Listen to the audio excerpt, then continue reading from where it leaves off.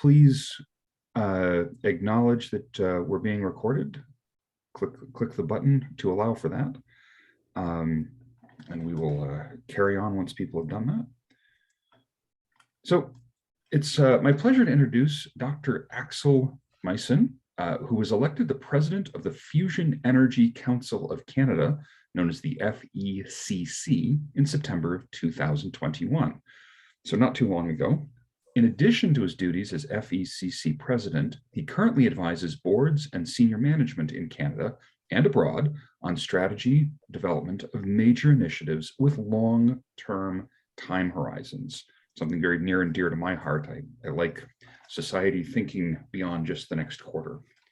He held the inaugural chair in foresight at the Alberta Research Council after serving as president of Memorial University of Newfoundland, president of the Canadian Commission for UNESCO, and the Dean of Applied Science and Professor of Chemical Engineering at UBC. He was appointed to the Order of Canada in 2008 and is a fellow of the Canadian Academy of Engineering. He has a BSc, MSc, and PhD degrees in chemical engineering from Imperial College London, Caltech, and McGill University, respectively. Axel approached me a little while ago asking me about an opportunity to present to the Canadian Nuclear Society on his perspectives, challenges, and opportunities with fusion. I gladly accepted. While I am a fission guy myself, I think fusion is a fascinating topic, and I firmly believe that fusion is a major part of the upcoming world of energy. And I am looking forward to this talk. So please hit the applause icon for welcoming our speaker, Axel. Axel, please take it away. Well, thank you very much, Jason. Thank you for your territorial acknowledgement, and thank you for your introduction and the opportunity for me to speak with members and friends of the Canadian Nuclear Society. Since we have an audience with mixed scientific, engineering, economic, and sustainability interests, I decided to share with you some perspectives on fusion. I do this in the hope that the perspectives will raise some issues in your mind that you may not have thought about or thought about in that way, and that you will therefore find interesting. Let's see. I'm trying to advance the slide and it doesn't advance, Jason. If you click on the slide with your mouse, yeah. Okay. There you go. Now it might go. So I've divided my talk into three basic parts, not counting the conclusions. We'll start out by talking about some basic aspects of fusion energy production. And I will then focus in on the impacts of fusion energy. And I will conclude with some comments on current collaboration and envisaged collaboration regarding fusion.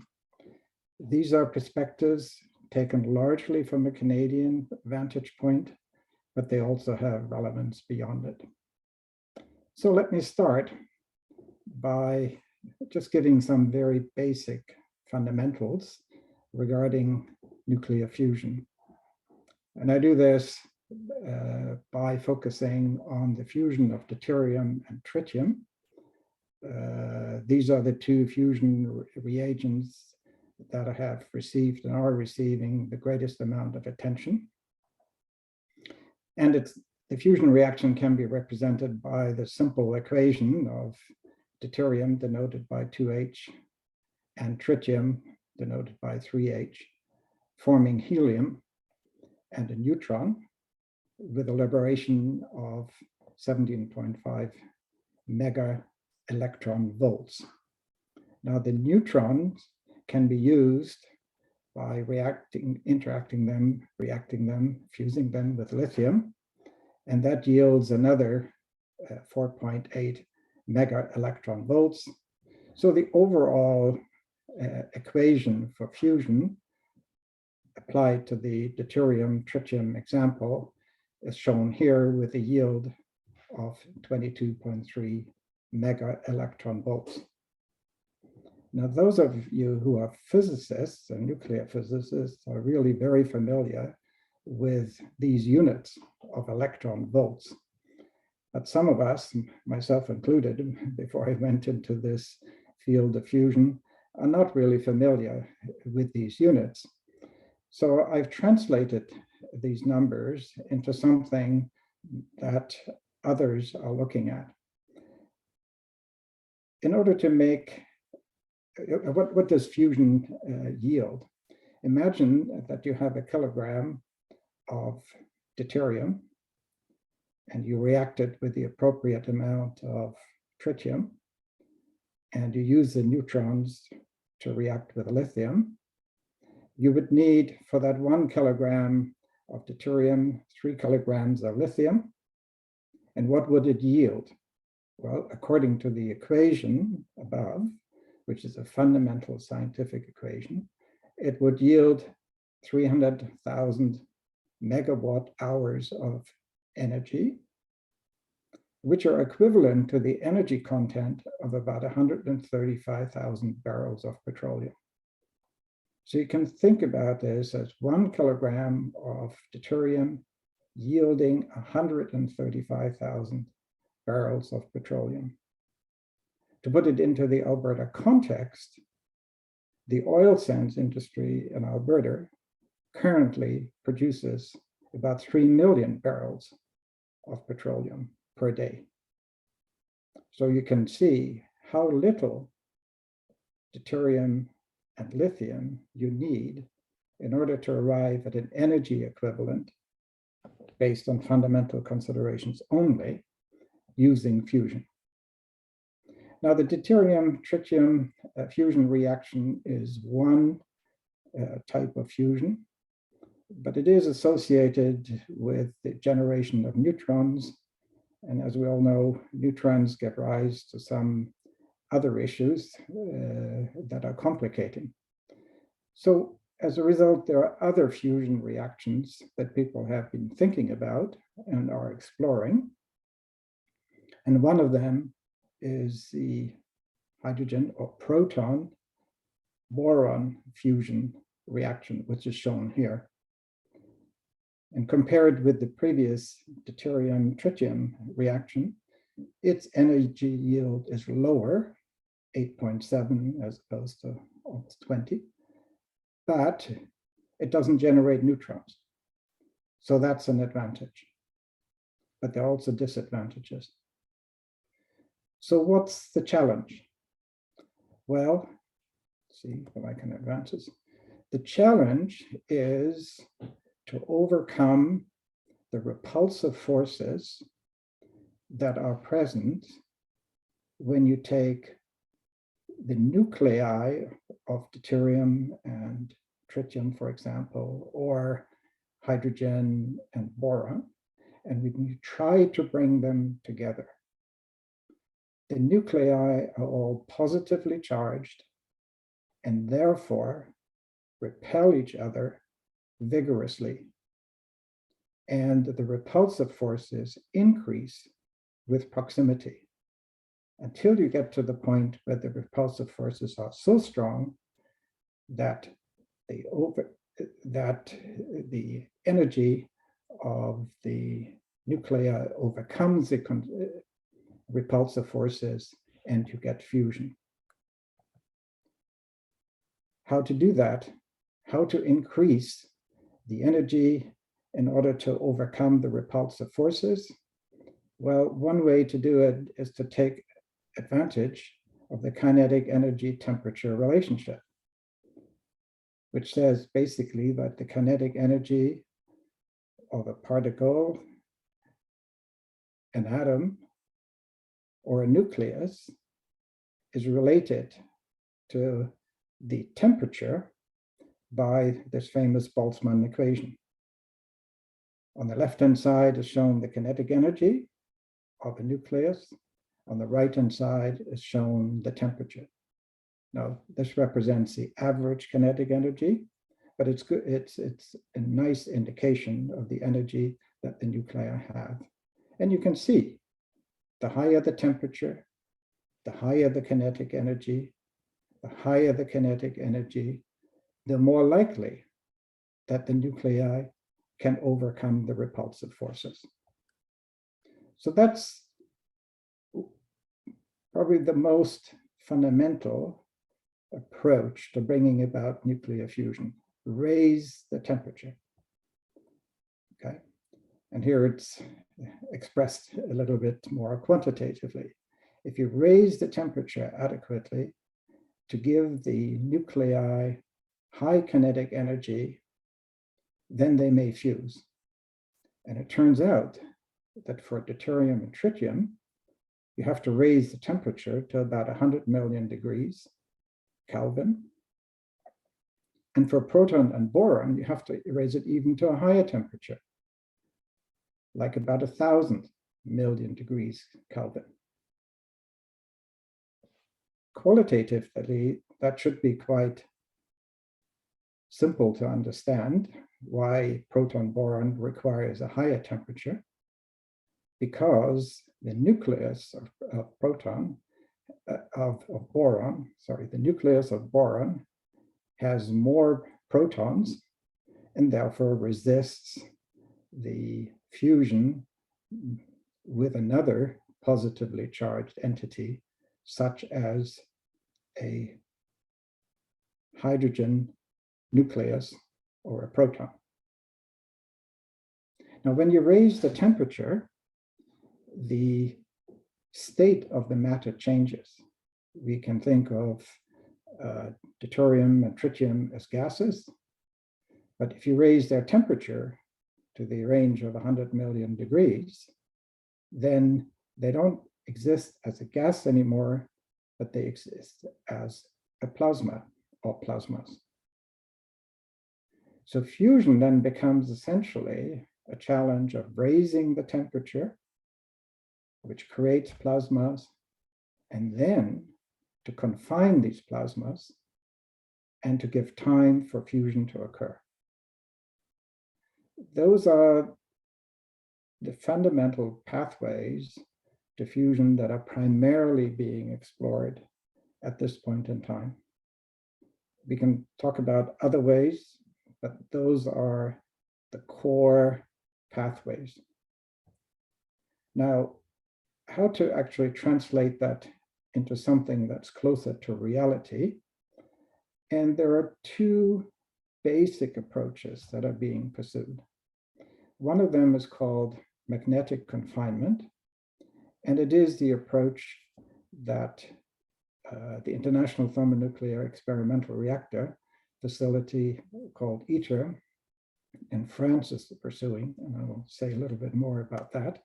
But fundamentally, what you do is you raise the temperature of a mixture of deuterium and tritium, you form a plasma which is electrically charged, and the plasma can then be confined magnetically, and it can be directed to travel in a circular path, which is called a torus, in order for the fusion reactions to occur.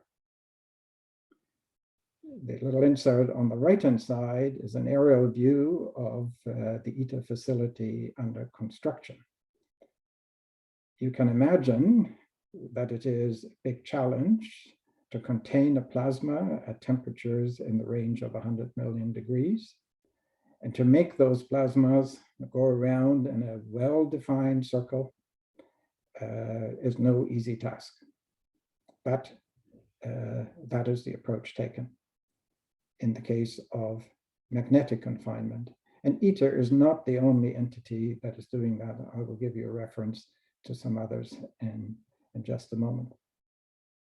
The other basic approach that is pursued, and this is an approach that's pursued particularly in the United States, it's called inertial confinement, which is sort of fundamentally different, but ultimately comes to the same point.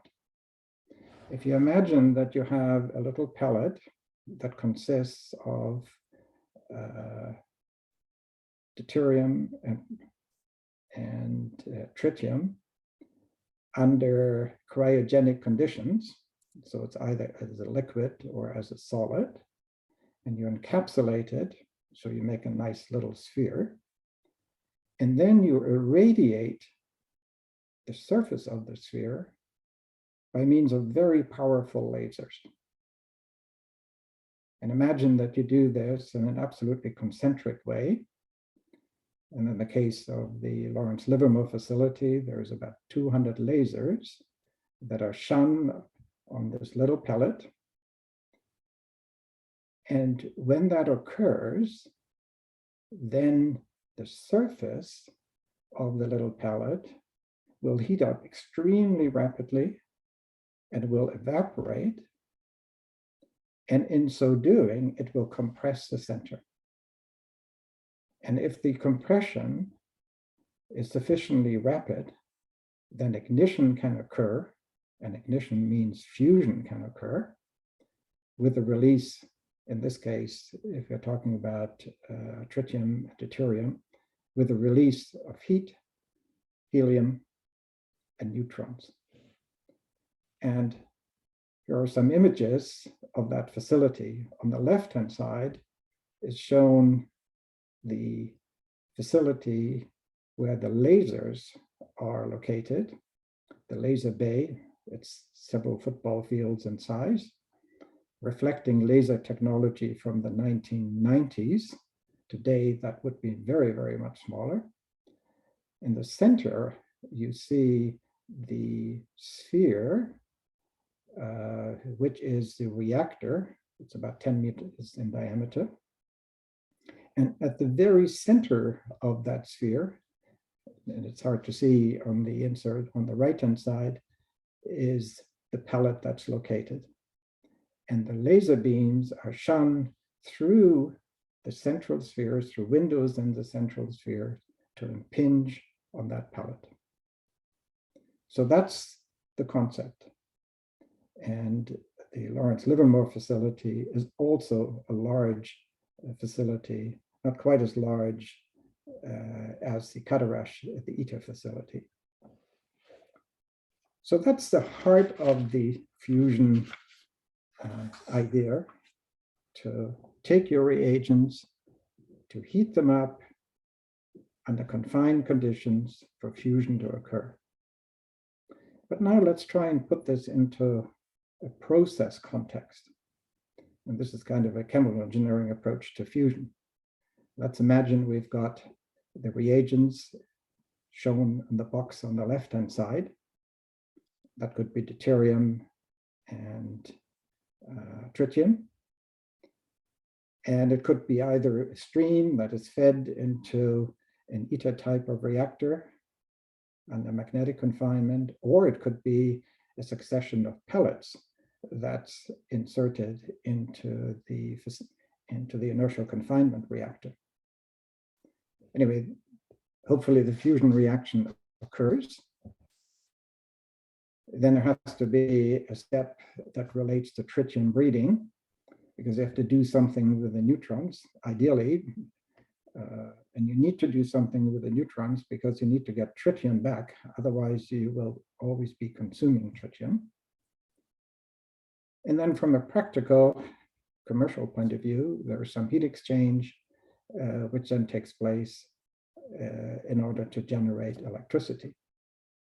But the reagents have to be recovered. And the reason why the reagents have to be recovered is that the fusion reactions are only partially complete. Current estimates are the fusion reactions are significantly less than 10% complete. Probably 3% would be a high figure, which means you have to recover your reagents and you have to recycle them, which creates the loop that is shown here. And therein lies another important problem: how to recover the reagents and how to make use of them. What all this boils down to, whether you are dealing with magnetic confinement or inertial confinement, is at this point in time a very complex system. And the complexity lies not just in the fusion reactor, which is complex enough. If you think about the magnetic forces that have to be created, the special magnets that have to be produced, typically operating under superconducting conditions. But there's also the recycling of the reagents that's at issue. The little insert on the right-hand side, again, you don't have to see the details, is an indication of the ITER facilities' capability to recover the reagents. In ITER's case, there is no direct recycle the way it would be in a commercial facility, but you need a large amount of equipment and facilities in order to do that recovery. And I'm going to comment on that shortly. Before I do that, let me just state the aspirational goals that we have in mind. And fusion energy production is intended ultimately for public and commercial purposes. So it's worthwhile to identify what some of these goals are. And I've listed 3 of them. The first set of goals is what I call the aspirational economic goals. There have to be economic goals that make fusion energy competitive with other forms of energy. May they be forms of energy derived from fuels, from fossil fuels, or from hydro, or from solar, from wind, from geothermal. So what are we aiming for? Well, I think for fusion, the aspirational goals are a levelized cost of electricity in the range of 1 cent per kilowatt hour, or $10 per megawatt hour. Now, my friends in the industry said, oh, but 5 cents per kilowatt hour would be great. We could even tolerate 10 cents, and that's true. But I think it's worthwhile to think about an aspirational goal. And that aspirational goal for fusion cannot be $1,000 per kilowatt hour or something like that. Now, the aspirational goal cannot be met immediately, will not be met by the first commercial plant, certainly, but this is where one has to look for. And the other aspect, and the levelized cost of electricity is partly driven by the capital cost, is what is the capital cost and what is the operating cost? And I think when we're just looking for something in the range of $1 billion for a plant that produces 1 gigawatt of electricity. Now, the first plant will not be at a $1 billion range. ITER itself is in the range of $25 billion. But this is where we will have to get to. And I think this is possible to get to if we take the right approaches. And I'll talk about these approaches in a moment. Then there is there's a set of sustainability goals. It's really important that any form of energy generation has a low life cycle greenhouse gas emissions criterion that it can satisfy. That's why we're going away from fossil fuels, or we're going away from towards fossil fuels together with carbon capture, or some approach like that. And from a nuclear perspective, as it is also important from other perspectives, is to have minimum wastes. And for nuclear, this means minimum radioactive byproducts and wastes, and minimum in quantity and short-lived, if at all. And think back to the boron proton reaction. It doesn't produce neutrons, and therefore the amount of radioactive waste that it generates is very, very much less than what we typically see in fission reactors, and even less than what we would have with deuterium and tritium reactors. And the last, but equally important, these are not in order of priority, goal is the nuclear fusion must meet regulatory and community acceptance goals. Regulatory goals are in the process of evolution. Community goals are evolving as well. But in principle, fusion is able to meet both regulatory and community aspects. So let me now turn over to some of the challenges that are inherent in the complexity, or that drive the complexity of fusion energy production. If you can imagine the complexities involved in injecting the reagents into a plasma environment that is in the range of 100 million degrees, that's challenging. It's very difficult to achieve the plasma and to contain it. And those have been the containment of the plasmas has been the primary obstacle to getting to fusion. We're not quite at fusion with net energy production. Then the fusion has to occur. And I don't think there's much doubt about the fact that the conversion needs to increase over just a few percent in order to simplify the overall process. And there is also the issue of how do you breed the tritium if you have neutrons available. The purpose of my presentation today is not to focus on these 5 areas. That could be the topic of another presentation. I want to focus on some areas that have normally not been looked at, and I will do so now. Let's see if I can advance it. Okay, so here's a little simplified flow sheet again, and I want to focus on reagent recovery. The current reagent recovery concepts revolve around particle filtration. Particle filtration is particularly an issue in inertial confinement because of the ablation that takes place of the surface. But in both inertial confinement and a magnetic confinement, the reaction mixture that comes out of the fusion reactor portion of the plant involves, the current thinking involves oxidizing the tritium and deuterium, if we're just focusing on tritium and deuterium, then to get them into a liquid phase, then to do an electrolysis in order to get the pure compounds. And then you have the mixture of deuterium and tritium, which you subject to a multi-stage separation under cryogenic conditions. You're operating your separation at near absolute zero, at a temperature where hydrogen, deuterium, and tritium are present in the liquid phase.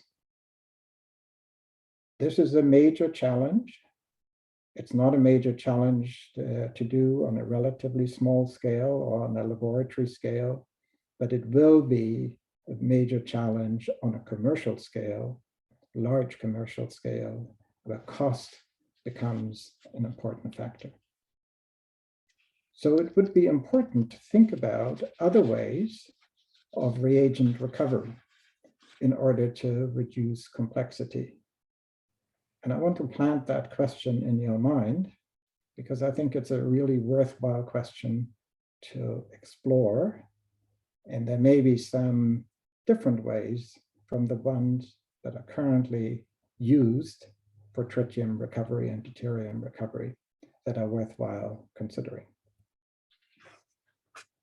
The other area I want to really draw your attention to is the importance of materials.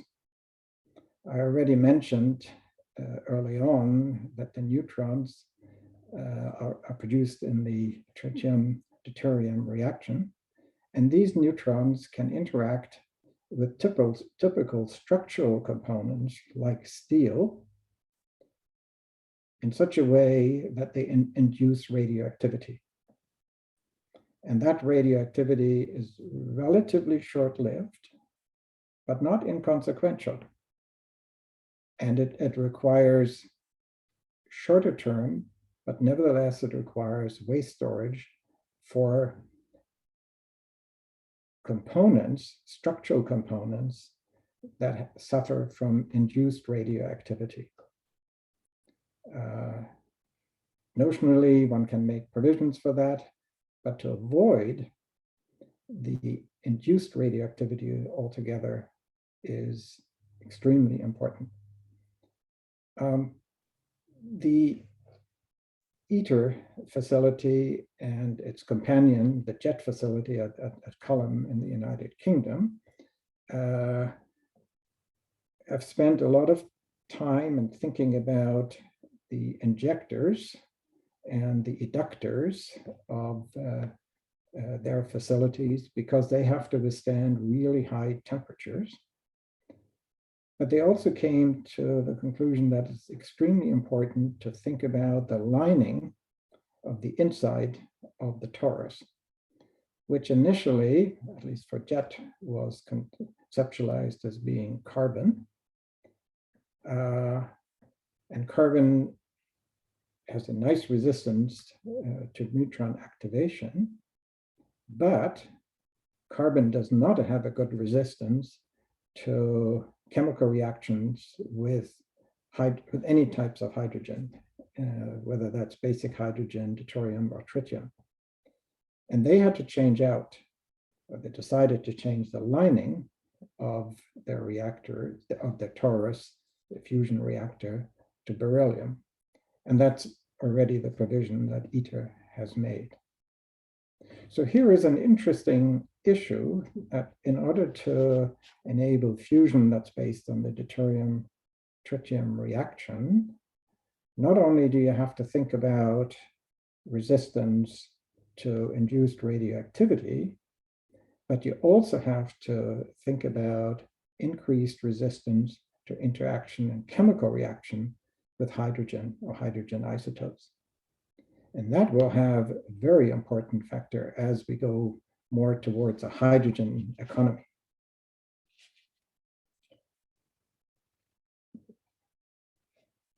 The last point I wanted to draw your attention to is the issue of electricity production. Fission and fusion reactors are basically focused on generating heat, which is then translated into generating steam, and the steam drives turbines that produce electricity. Current estimates of fusion plants that would produce electricity at commercial scales indicate that of the order of probably a third of the total cost arises from the generation of steam into electricity. So you go from heat to steam to electricity. There is a lot of incentive to find ways to go from heat to electricity directly. And this is a more general problem. This is not a problem that is just confined to fusion reactors. The same could be said for fission reactors, or even for conventional fossil fuel systems to produce electricity. So how one can use and make use of the thermoelectric effect is a really interesting longer-term issue that I see as an ancillary or complementary issue that is worthwhile discussing. So much for nuclear fusion, the reactor, and some of the complexities associated with the process. Let me now go to the next portion of my presentation that relates to the uses of fusion energy, may that be heat or electricity. And I'm going to concentrate in this talk just on major industries and within the major industries, the resource industries. So I'm not going to speak about electricity for electric vehicles that we as citizens, individual citizens might have. And I'm starting out by looking at what's the implication of fusion energy for the petroleum industry.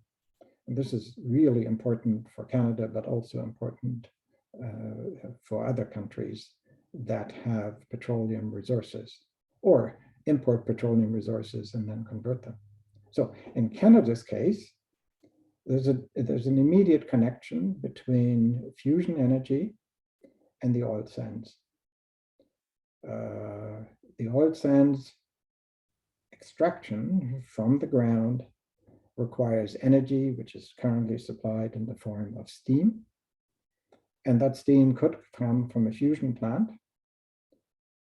More futuristic would be to provide the energy in order to extract the bitumen, which basically means increasing its temperature and reducing its viscosity by direct electrical heating of some form. This is under consideration, and this is quite plausible. But there are also important aspects of energy usage, where the energy comes from fusion reactors in petroleum refining, of the order of about 10% of petroleum that a refinery takes in is used just to meet its internal energy needs. So if you have another form, other source of energy, that could be replaced. A lot is currently being talked about hydrogen production, and particularly by electrolysis or steam methane reforming. And that is an energy intensive process. And as are the production processes for making petrochemicals.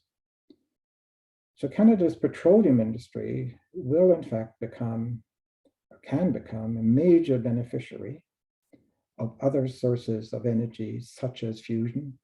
And I would also include fission and SMRs, which is, however, not the central part of my focus. So the petroleum industry should not see fusion, and many in the petroleum industry do not see fusion as a threat, but as an aid. Well, let me switch over to some other industries which you may not have thought about quite as much, and that's the metals industry. On the left-hand side is a steel furnace driven by electric power.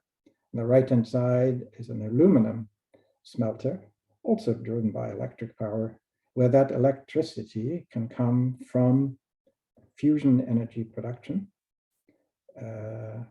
and it would therefore have the advantages that we identified previously. The electrochemical industry in Canada is very large, although by and large invisible, except in communities where it's done.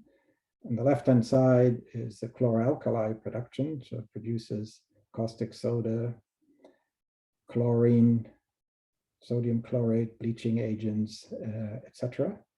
On the right-hand side, shown a series of electrodes which have been electrically refined. These are copper electrodes, and electrochemical refinement is a critical step in producing the kind of copper that we need for electrical conductors, for example. What's often not viewed as an energy demanding industry is the wood products industry. May that be the paper industry, or which is shown schematically on the left, or on the right inside an OSB oriented strand board facility. The wood products industry is an energy intensive industry. Now it can use some of the wood products like bark and sawdust, etc., in order to meet its energy needs. But it would be far better, conceptually and from a sustainability point of view, if it did not burn those waste products or side products, but would have a source of energy from elsewhere, such as fusion. So there is a good link between the wood products industry and fusion. And the last sector I wanted to draw your attention to, is the recycling sector. We hear a lot about circularity, where materials are taken. Particular focus is often on plastics, where they're collected, where they're sorted, where they are cleaned, and then either reused or recombined, or something else has to happen. The recycling industry is a very energy intensive industry, and the energy has to come from somewhere. On the right-hand side is the Enercon facility just outside Edmonton, and it uses plastics and other kind of fossil type of feedstocks in order to make methanol and ethanol. So the recycling industry, which is growing rapidly and must grow rapidly, would be a great beneficiary of energy from fusion systems or from other sources of power. But fusion has some of these very attractive features. Now, let me get to the collaborative part for the last few minutes. A really good example of collaboration in the fusion space is ITER, which I made reference to before. It's this international consortium consisting of, in no particular order, China, the European Union, India, Japan, Korea, Russia, and the United States. We've been collaborating in making fusion happen using the magnetic confinement approach over the last almost 3 decades now. There are participants in ITER, and the United Kingdom is one of them. The UK used to be part of ITER by virtue of its membership in the EU, but it of course no longer is part of the EU, so has a special relationship as a participant in ITER, as does Switzerland. But there are also a number of countries that have cooperation agreements with ITER. The ones that have longer standing collaboration agreements with ITER are Australia, Kazakhstan, and Thailand, represented by the 3 flags in the center. But I'm happy to say that Canada also signed a cooperation agreement with ITER approximately a year ago. It took effect about a year ago, wherein Canada and ITER are looking for ways of collaborating. But this is a framework agreement. It does not say which specific areas Canada and ITER will collaborate in, although it does mention, as an example, matters related to tritium. Which then gets me to the next point, and that is that Canada, a group of us here in Canada, are trying to give some substance to the collaborative agreement between Canada and ITER under the auspices of the agreement. And there are 2 areas that seem particularly logical for Canada. One of them is anything related to tritium. This is not just tritium supply, but also tritium expertise, processing tritium, storing tritium, transporting tritium, etc. And Canada has significant expertise in that area. And the other area where Canada has considerable strengths is in remote handling of radioactive components.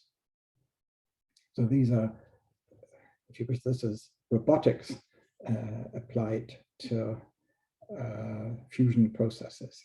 And that will become very important.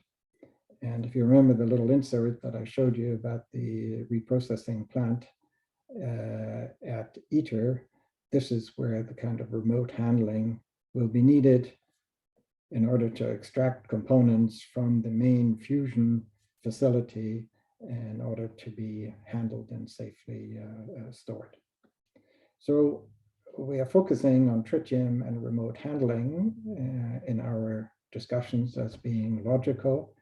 And we have an interest to do this in collaboration with experts inside Canada, but also outside Canada. The other aspect of collaboration I wanted to mention is that the Fusion Energy Council of Canada, and I'll say just a little bit more about that in a moment, we are collaborating with the Organization of Canadian Nuclear Industries, OCNI, which is much larger than the Fusion Energy Council and is much better established than the Fusion Energy Council. But we are just focused in the FECC on fusion. And we are working collaboratively with Natural Resources Canada, Canadian Nuclear Labs on general matters as well as specific matters. And this very webinar that is taking place right now is a way of engaging with the Canadian Nuclear Society. And we are also in the process of engaging with UNEEN, the University Network of Excellence in Nuclear Engineering. Even though their folks' emphasis has been primarily on fission, fusion is obviously something to consider. So just a few words about the Fusion Energy Council of Canada and what we are doing in order to underpin collaboration. We've established 4 action groups. Their titles are shown here. The purpose of the white paper is to help create a forward-looking roadmap, set of actions in order to accelerate fusion development in Canada, with the fusion development including the deployment of fusion energy and the relationship to the main industries. Tritium is an obvious subset given Canada's expertise and background in the area of CANDU reactors that produce tritium as an involuntary byproduct. Very important is the matter of special materials. Initially, we were just focused on neutron-tolerant materials, but hydrogen-tolerant materials is also a very important aspect, and we are including that. And our hope is that ultimately we will see the establishment of a fusion energy program, a broadly based program to support fusion energy work in industry, in academia, and in research areas. We have a number of special initiatives underway. One of them is to interest student members, and Jason early on commented on the demand for expertise in the nuclear area. And this would also be supported and underpinned by the fusion area. We have a special project just about to start with Canadian Nuclear Labs, which is focused on tritium. And we're working very diligently with others to foster our collaboration with ITER. So let me conclude by saying that fusion energy, I think, holds great promise for Canada, for Canada's resource industries, and for the world. I think fusion energy development and deployment entail, my adjective, worthy challenges. By worthy challenges, I mean really interesting challenges to think about, not just routine scientific and engineering work, but work that requires imagination, perseverance, and it's all for a good cause. And if you like some of these challenges, I welcome you to join us. I have a last slide, which is more for reference purposes. If you want to hear a really good current overview over what's happening with respect to inertial and magnetic confinement, including what's happening at ITER and at NIF, I commend you to go to the webinar, the site of which is shown here. It's a YouTube webinar. It gives a really good overview. With that, I conclude my presentation, and I'd be glad to take any comments or questions from anyone in the audience. Back to you, Jason. Thank you. The first question is actually from Kevin Lee. Kevin, do you want to just go ahead and unmute and ask your question?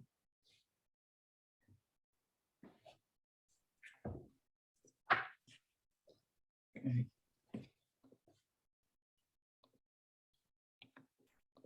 Okay, not sure he can unmute, so I'll read it out. Okay. Oh, go ahead.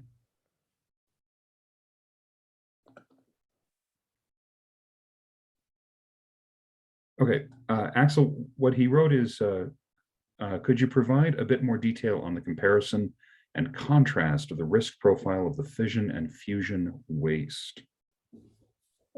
Yes. And I'm doing this in a qualitative fashion. The nuclear wastes that are anticipated in fusion reactors are relatively short-lived, and they are primarily induced radioactive components, such as structural components. The current estimates suggest that with an appropriate swap out of the structural components, they may have to be stored for something like 100 years, as compared to a much longer and more indefinite period. So that's one aspect. The other aspect is that the amount of radioactive material that is on site in the fusion reactor itself, as well as its ancillary equipment, is really quite low. So if you, it's of the order of a few kilograms. And really the only primary radioactive material of concern is tritium. Tritium under normal conditions is a gas. It is radioactive, but not highly radioactive. It becomes a health issue if ingested, either because it's contained in particulates and it's ingested, or it's there as the oxide and is there in the form of tritiated water. That's an issue. So I would say the inherent safety aspects of nuclear fusion are significantly less than those of fission. I can add two other considerations to this. One of them is that there really is no chance of an explosion or a runaway reaction of the fusion reactor occurring, because it's actually very difficult to maintain the fusion reactions, and it's not a chain reaction the way we have it in fission. So that's an important consideration. The other important consideration is that the materials that are involved in making fusion happen, either from a reagent point of view or even the structural and other elements, the magnets, do not lend themselves to atomic weapons production. So the proliferation potential of fusion is low compared with fission. Not to say that it's zero, but it's significantly lower in comparison with many of the fission approaches. Okay. Thank you. The next question comes from MJ Duke. Would MJ Duke like to unmute and ask, or I can read off? Sure. John Duke from the University of Alberta. Dr. Meisen, fusion has been the panacea of the world's energy problem for many, many decades. Sure. I think even back in the 1960s, it was always 30 years away. And today it still seems to be 30 years away. I'm just wondering what your prediction is on that. First of all, I agree with what you said about characterizing the proximity of fusion. I think we're very close, both at Cullen in the UK and at ITER. Cullen is essentially at fusion conditions, but not at net energy production over a longer period of time. Okay, so the fusion progress has always been, can one demonstrate fusion under laboratory or Earth conditions? And then can you do that at energy multiples that make fusion a prospective commercial source of energy? So the expectation I would share is that we will see a demonstration plant that produces electricity for the grid on a large scale in the late 2030s, 2035, 2040, maybe. But that's a demonstration plant. That's not a plant that is commercially viable. So I don't think we will see the wide use of commercial fusion energy until mid-century. And maybe then you get back to the 30 years out into the future. But in the past, the issue has always been, can I demonstrate fusion? You know, other than at looking at the sun, and fusion occurs in the stars. So we know it exists as a natural, real phenomenon. The conclusion that also takes me to is that fusion energy production will not make a significant contribution to achieving the global goal of net zero by 2050. Mm-hmm. It will make that contribution in the second half of the century. But between now and commercial deployment of fusion, a lot of work needs to be done. And I think it's hard to argue, I've argued with myself, it's hard to argue that this work should not be done, because fusion has these fundamental positive characteristics of reagents being available on a large scale, low proliferation, low radioactive waste generation. And those are very fundamental positives for fusion. Mm-hmm. Okay, thank you. Jason, could I ask you one other very, very quick question? I know actually, we've got a list sure, of, go on with questions, so if we can circle back. Sure. So John Krasny, do you want to ask your first question? And then Neil can ask the next question.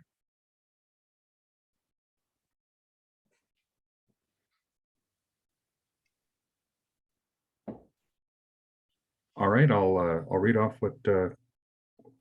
John Krasny has said. Can we assume that the concept of cold fusion is truly deceased? Oh, sorry. Yeah, I'm on the line now. Sorry, I didn't unmute. So that question is a little flippant. I was just curious as to what the state of the art was in cold fusion relative to what you described, Axel. I don't think there have been advances of a significant either theoretical or experimental nature about cold fusion, provided we understand what we mean by cold fusion. If we mean by cold fusion, a fusion process that is not dependent on just elevating temperatures and getting your reagents into a plasma state. There is some very interesting work underway that one can view as being cold fusion because it doesn't drive up the temperatures to plasma conditions. If one looks at accelerators, you know, if you accelerate, if you create a plasma, and the plasma can be created at very low temperatures. If you create your nuclei, which are positively charged, and you accelerate them by means other than heating them, and that's possible, then there may be an opportunity to generate fusion, but the numbers are against one because of the small numbers of particles that one accelerates, the small numbers of nuclei that one accelerates. So I think cold fusion, the way it was originally thought about occurring in an electrochemical cell, has been put aside. You just don't get energies of your nuclei in order to cause them to fuse. But there may be other ways of creating the energies other than by brute force heating. Sorry to use a colloquial term, but that's essentially what we do in the case of magnetic confinement.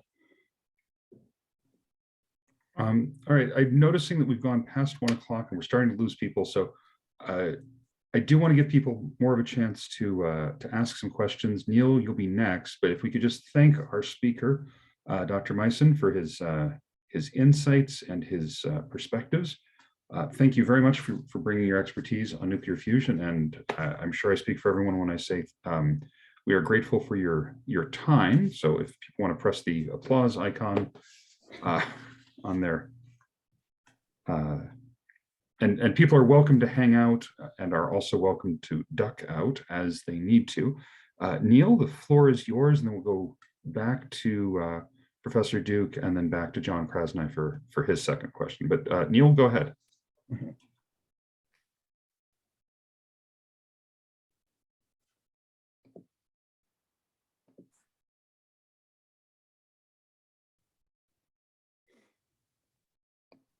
Neil, I see that you're unmuted, but I still can't hear you.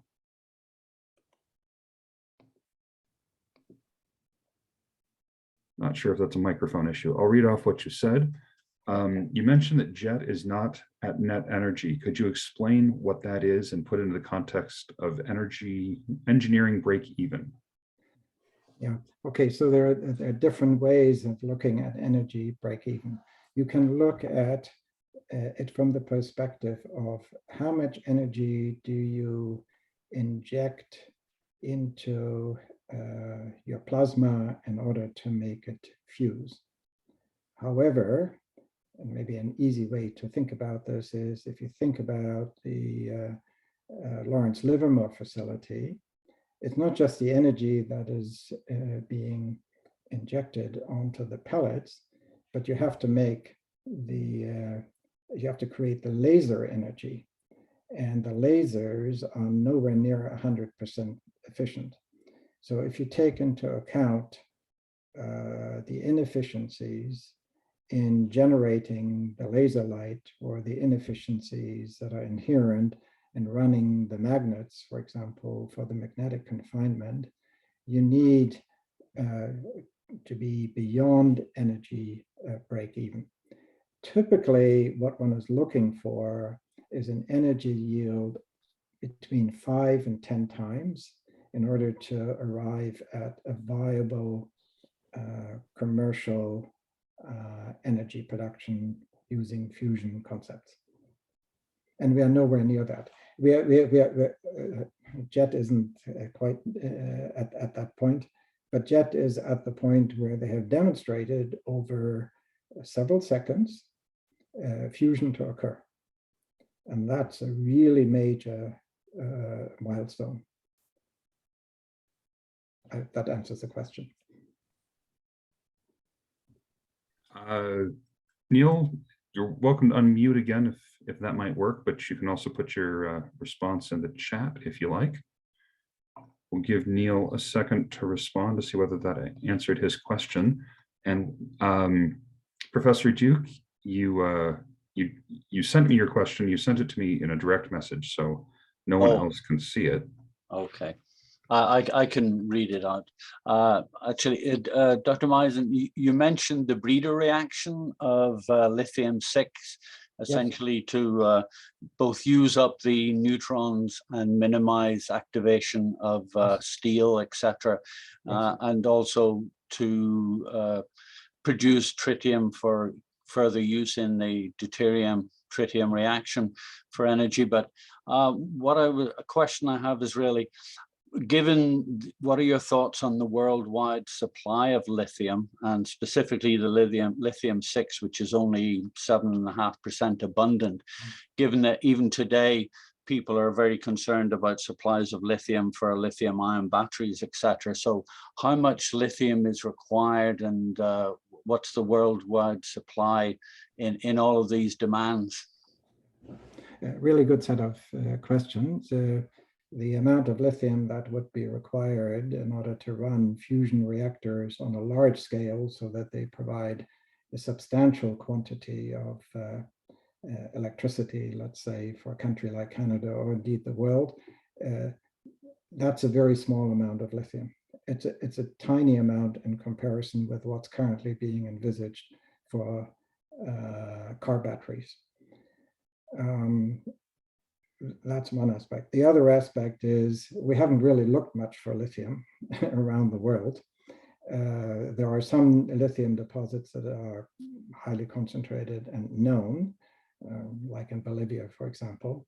But lithium occurs as a companion element in many situations, including in Alberta. There's a significant amount of lithium in some of the saline waters, and we've never really examined either the quantity that is there, although it's large, or how to extract it efficiently and effectively. So I don't think lithium supply will become a limiting factor for fusion energy generation. Okay, thank you. Mm-hmm. But there are interesting things to be done, right? I mean, these technologies have to be developed. I don't think we have a really good way of breeding tritium using lithium. And I don't think we have good ways of extracting lithium from unconventional sources. To respond to your question, did you answer Neil's question about breaking even? He direct messaged me and said yes, and he also wanted to put in a plug for the Canadian Nuclear Society conference. We'll be talking about a lot of the break-even plans for fusion energy coming up next month. So please consider coming to the CNS conference. It will also be online, and cns-snc.ca is the website that can give you more information about that upcoming event. Final question that I've got in the chat here is John Krasnai's second question. So John, back to you. Yeah. Okay. So Axel, the examples you provided for the uses of fusion-based electricity production, all the products are highly market-driven, and that kind of implies that the energy source will have to follow the load somehow. Does fusion reactors, do they like being, or will they like following the load, or will they need to be provided with a base load? I think it would be fair to say from both technical and economic grounds that they were really intended for base load. You know, right. Once you make an investment that is of the order of $1 billion or several $1 billion, to do anything other than base load is really challenging economically, and I don't think that's likely to happen. There is an interesting question whether you can scale down fusion reactors to something significantly less than a gigawatt. We don't, that part isn't clear. Okay, so then the other aspect, John, is what in the chemical engineering literature we call the turn down ratio. You know, you have a plant, and let's suppose it's designed for a gigawatt output. Can you run it at half that or a third that? And it's too early to answer the question. I think, based on my view, looking at the complexity and the way these plants are conceptually designed, we haven't really designed them yet, they will have to operate in a fairly narrow range. I would be surprised if you could turn them down by anything like 50%, but you can probably turn them down by 25%. So you can do that, but it's not a stop and go matter. Right. Thank you. Mhm. All right. Okay, Axel, thank you very much for your time and your patience with all these questions. I believe you provided your contact information should people yes. wish to find out more. If you could throw that in the chat, I think the remaining people might benefit from that. I've already gotten some email requests for posting this, so we will talk about how to handle that, what it is we need to do. This is a bit new for me. But if we could thank our speaker again. So Okay, so let me thank you, Jason, and others at CNS for having provided this opportunity. I'm